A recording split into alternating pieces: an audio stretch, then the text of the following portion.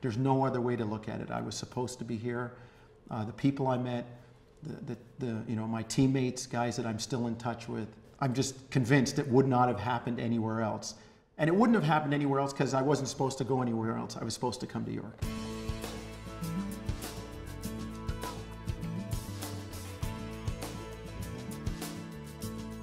Paul Jones and Mark Jones are two very different people, ended up in a similar place. I think Paul was very much the voice of a team of superstars here at York, just like he is now for the Raptors.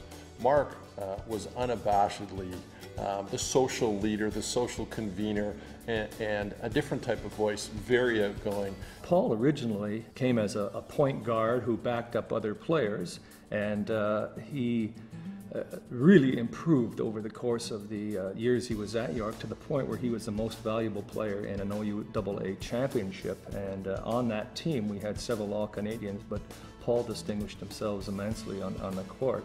Mark came with a lot of bravado, always up front, very open, and Mark was just somebody that you knew that somehow, somewhere, like a cat, he had 9 lives, he was going to be a success.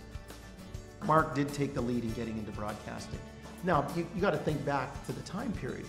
There's no sports on TV. There's 1 game a week in baseball. There's 2 hockey games a week. And basketball was on TV about as often as the comet came by, right? It just never happened. So here he was being able to watch this stuff and then getting paid for it. Well, as soon as I came back, I found myself at TSN. Paul, in his own right, is very recognized around Canada, especially around Toronto here. He's in a great space. He's now the voice of the Raptors, well settled, but still trying new stuff. Mark still kind of has that larger-than-life persona, the big screen, ABC, ESPN, college football, NBA basketball. Both of them are in a great place and doing what they love to do.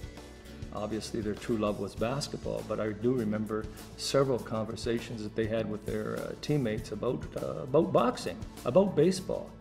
And I just thought to myself, I thought I knew some of these sports. My brother and I were the kind of stat geeks and go-to guys when it came to any sports question on the bus.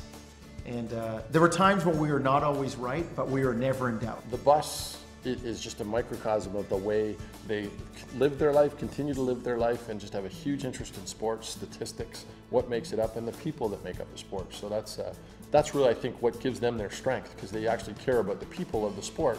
They're not just standing there talking about something that's happening in front of them. The basketball program produced not only great athletes, but people that are out in society doing good things that, they're character people. You can look up to them for what they do outside of, their own little corner of the world. And, I think that was something that was great that I found here at York too, that it taught me how to be a good person.